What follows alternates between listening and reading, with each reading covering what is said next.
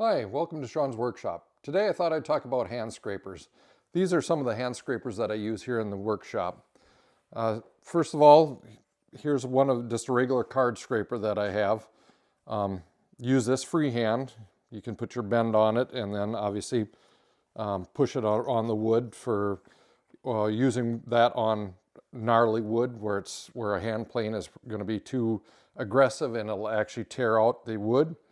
Here's a specialized scraper that I use. I actually carve spoons, and I use this a lot of times to get in the cup of the spoon after I carve. This is a gooseneck scraper, so it's kind of a unique one, nice one to have on hand. And then if anybody has used card scrapers a lot, you know that your hands can get, the metal actually starts getting warm from the friction of using this on the board. So here's a holder that I picked up. This I got from Lee Valley. It's a Veritas card scraper holder here, and you can see it's got a screw on the front of this that actually puts the bend on the card scraper. You can really screw it to get an aggressive bend to it to make it cut better and more aggressively as a card scraper. So this is one that I use quite a bit actually, with the card scraper in there, and it actually is held in by these two screws. You can just pull it out, put your burr on the card scraper and put it back in. So that's a very nice one to have. Here's another one that I had made. This actually came from a kit.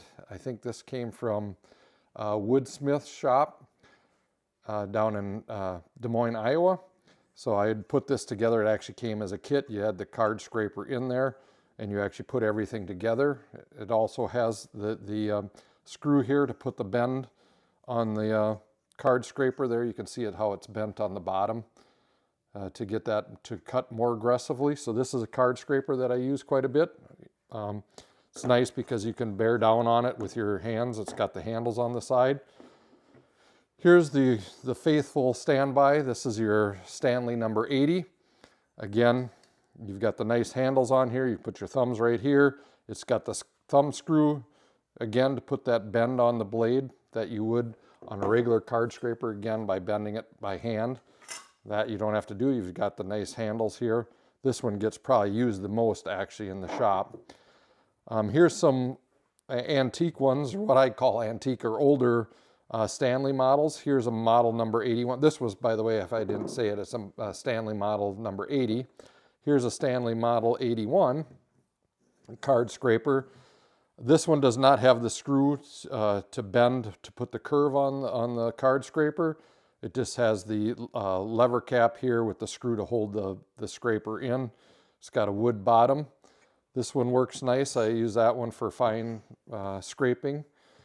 Then moving on to another old Stanley that I have. This is a number Stanley 12.5. I actually picked this one up at a garage sale.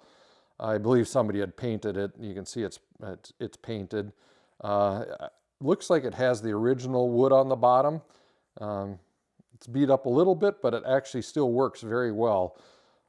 This one, again, does not have the thumb screw to put the bend in the card scraper, but what it does have is it has these two knobs, adjusting knobs here, that actually changes the tilt of the whole scraper to make it more or less aggressive.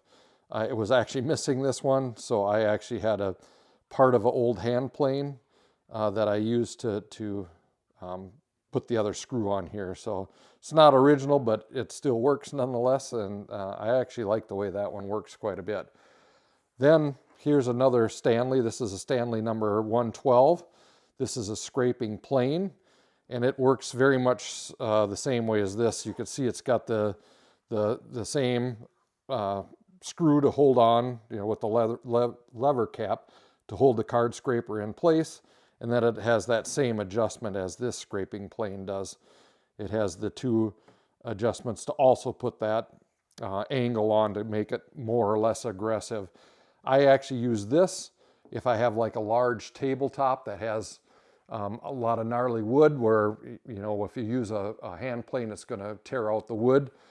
This works great for, doing a lot of scraping. It covers a lot of ground, and you can bear down on it and actually do the whole tabletop with this card scraper.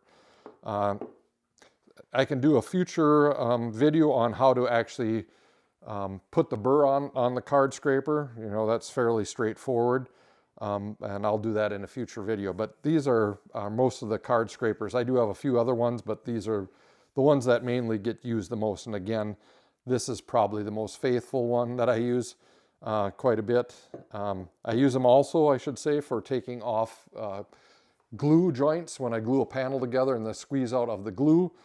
These work great for scraping off the glue as well. So again, these are the card scrapers that I use. If you'd like to see other videos from Sean's workshop, please click on the link here. Otherwise, I'd also appreciate you subscribing to the channel if you haven't already. And thanks for watching.